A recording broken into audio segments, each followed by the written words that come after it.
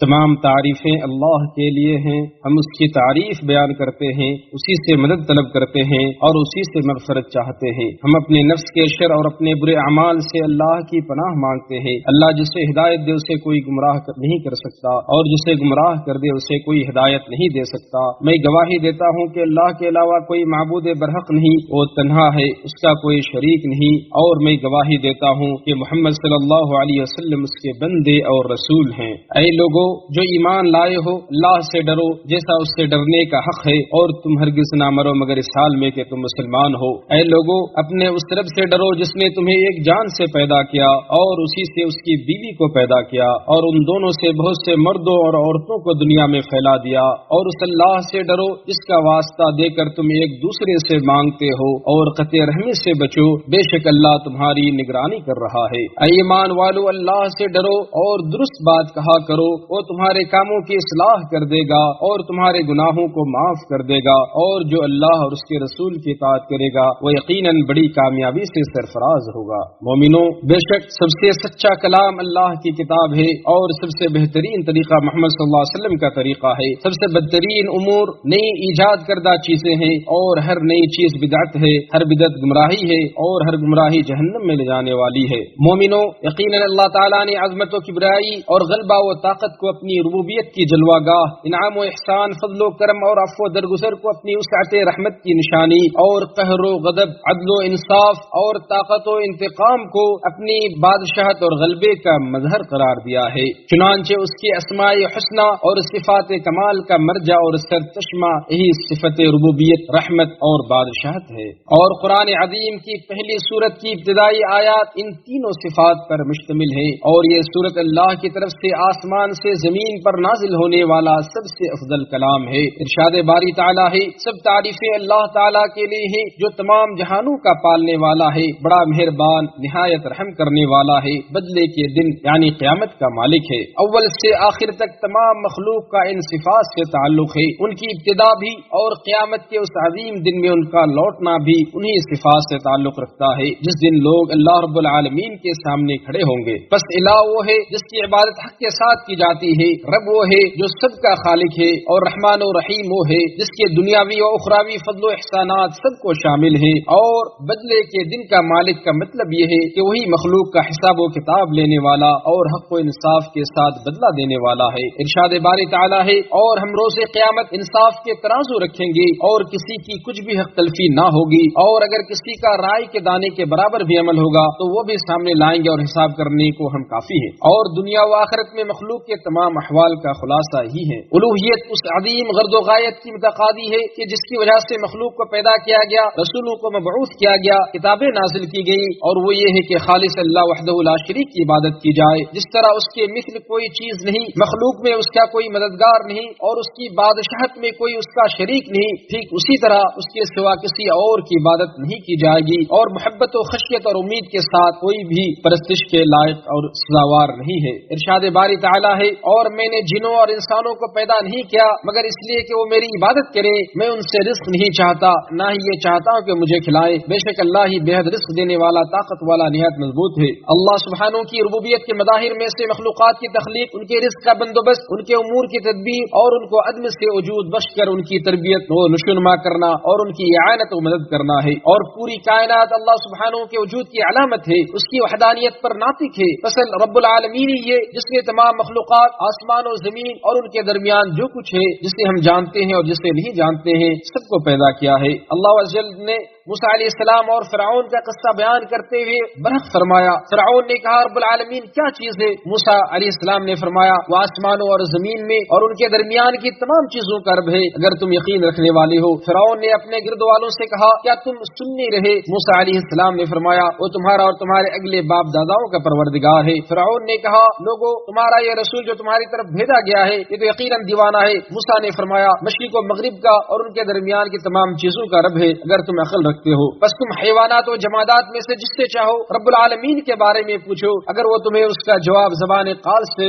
ना दे सके तो ज़बान हाल से जरूर देंगे। दुनिया की हर चीज उसकी तस्बीह बयान करती है और उसके सामने सजदा रेज है, जिसे अल्लाह ही जानता, जिसे अल्लाह खबर दे दे वही जानता है। सातों आसमानों और जमीन और जो भी इनमें है उसकी तस्बीह कर रहे हैं, पर ऐसी कोई चीज नहीं जो उसे पाकिज़गी और तारीफ के साथ याद ना करती हो। हाँ, ये सही है कि तुम उसकी तस्बीह समझ नहीं सकते, वो बड़ा बुर्दबार और बख्शने वाला है। और इरशाद फरमाया, क्या तू नहीं देख रहा है कि अल्लाह के सामने सजदे में है सब आसमानों वाले और सब जमीनों वाले, और सूरज और चांद और सितारे और पहाड़ और दरख्त और जानवर और बहुत से इंसान भी। हाँ, बहुत से वो भी है जिन पर अज़ाब का मकूला साबित हो चुका है। जिसे रब जलील कर दे उससे कोई इज्जत देने वाला नहीं। अल्लाह जो चाहता है करता है। अल्लाह के बंदो, दिल गौर व फिक्र के जरिए ही मारिफत इलाही के रंग में रंगता है और जिक्र इलाही के जरिए ही मोहब्बत इलाही के नूर से मुनव्वर होता है, और इंसान जिक्र व फिक्र और इंकिसारी व आजिज़ी के इम्तिजाज से रब्बुल आलमीन की वहदानियत और उसकी अज़मत व कुदरत की हकीकतों तक रसाई पा लेता है। और जो शख्स अल्लाह की अज़मत पर गौर व फिक्र करेगा वो उसकी नाफरमानी नहीं करेगा, और जो अपने मालिक को याद करेगा वो उसकी रहनुमाई करेगा, और जो अपने मालिक की पनाह में आएगा वो उससे पनाह देगा। और फिर करने, अल्लाह को याद करने, इबरत हासिल करने और अकेले गलबे वाले अल्लाह के सामने सरे तस्लीम खम करने से इंसान गालिब बख्शने वाले रब की तौहीद और वहदानियत की इकरार तक पहुंच जाता है। अल्लाह रब्बुल आलमीन का इरशाद है,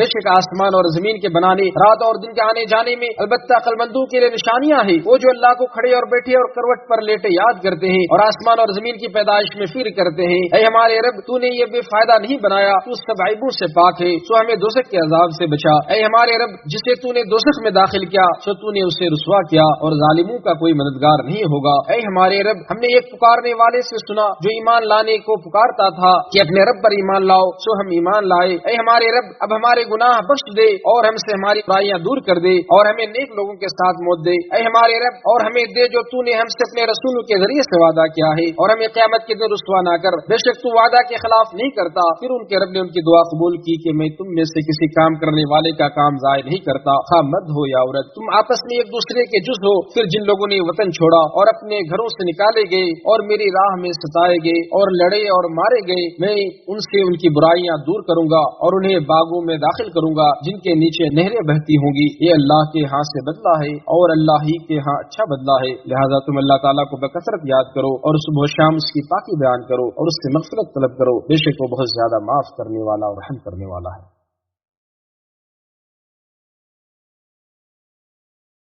सब तारीफें अल्लाह के लिए हैं जो सारे जहानों का पालने वाला है, बड़ा मेहरबान, निहायत रहम करने वाला और जज़ा व सज़ा के दिन का मालिक है। और मैं गवाही देता हूँ कि अल्लाह के अलावा कोई माबूद बरहक नहीं, वो बरहक बादशाह है और हर चीज को जाहिर करने वाला है। और मैं गवाही देता हूँ कि हमारे सरदार मोहम्मद सल्लल्लाहु अलैहि वसल्लम उसके बंदे और रसूल हैं जिन्हें अल्लाह ने सारे जहानों के लिए रहमत बनाकर भेजा। ए अल्लाह, दुरूद व सलाम नाज़िल फरमा अपने बंदे और रसूल हमारे नबी मोहम्मद सल्लल्लाहु अलैहि वसल्लम पर, आपकी आल और तमाम सहाबा किराम पर। ऐ ईमान वालो, अल्लाह से डरो और अल्लाह का कुर्ब तलाश करो और अल्लाह की राह में जिहाद करो ताकि तुम कामयाब हो जाओ। और जान लो कि तुम्हारा रब बड़ा मेहरबान है, जिसमें सिफत रहमत बदरजे अतम व अकमल मौजूद है, और उसकी ताज़ीम व तौक़ीर और इबादत व फरमाबरदारी उसी रहमत के वाज़िह मज़ाहिर है। और उसी कदर रहम करने वाला है कि उसने मखलूक़ात को अपनी रहमतों से ढांप रखा है कि इस तौर पर कि वो नापसंदीदा उमूर को दूर करता है, गुनाहों की पर्दापोशी करता है और सजाओं को माफ फरमाता है। इरशाद बारी ताला है, वही अल्लाह है कि उसके सिवा कोई माबूद नहीं, सब छुपी और खुली बातों का जानने वाला और बड़ा मेहरबान, निहायत रहम वाला है। वो बादशाह और मालिक है और बड़ी अजमत वाला है। उसकी बादशाही और हुक्मरान अपने पूरे जलाल व कमाल के साथ उस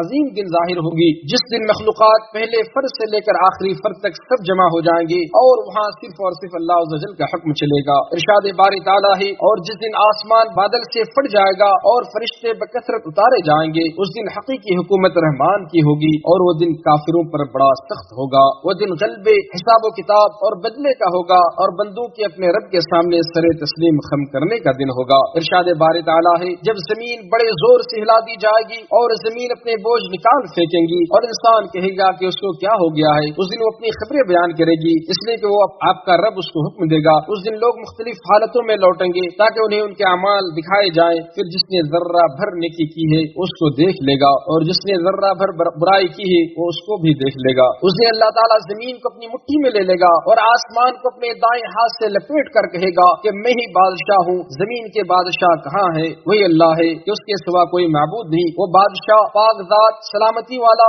امن دینے والا، نگہبان، غالب، زبردست، بڑی عظمت والا ہے۔ اللہ پاک ہے، اس سے جو اس کے ساتھ اس کے شریک ٹھہراتے ہیں وہی اللہ ہے، پیدا کرنے والا، ٹھیک ٹھیک بنانے والا، صورت دینے والا، اس کے اچھے اچھے نام ہیں، سب چیزیں اسی کی تسبیح کرتی ہیں جو آسمانوں میں اور زمین میں ہیں، اور وہی زبردست حکمت والا ہے۔ اللہ کے بندو، دعا ہی عبادت ہے جس کا وسیلہ و طریقہ زمین و آسمان کے پالنہار کی تعریف و ثنا خوانی ہے، اور جس کی معراج سرور کائنات پر درود و سلام بھیجنا ہے، کیونکہ درود و سلام ہی کنجی ہے، اور اسی سے جود و سخا اور عطا و بخشش والے رب سے بھیک مانگی جاتی ہے۔ اے اللہ، تو ہی تمام طرح کی حمد و ثنا اور شکریہ کے حقدار ہے، تو ہی سارے امور کا مرجع ہے، تو ہی سب سے اول ہے، تجھ سے پہلے کوئی چیز نہیں، تو ہی سب سے آخری ہے، تیرے بعد کوئی چیز نہیں، تو ہی غالب ہے، تجھ پر کوئی چیز غالب نہیں، اور تو ہی باطن و پوشیدہ ہے، تجھ سے پوشیدہ تر کوئی چیز نہیں۔ تو برحق ہے، تیرا وعدہ برحق ہے، تیری ملاقات برحق ہے، جنت برحق ہے، جہنم برحق ہے، سارے انبیاء برحق ہے، اور محمد صلی اللہ علیہ وسلم برحق ہے۔ ہم تیرے چہرے کے اس نور کا واسطہ دے کر سوال کرتے ہیں جس سے تاریکیاں روشن ہو جاتی ہیں اور دنیا و آخرت کے معاملات درست ہوتے ہیں، کہ تو اپنے بندے اور رسول محمد صلی اللہ علیہ وسلم پر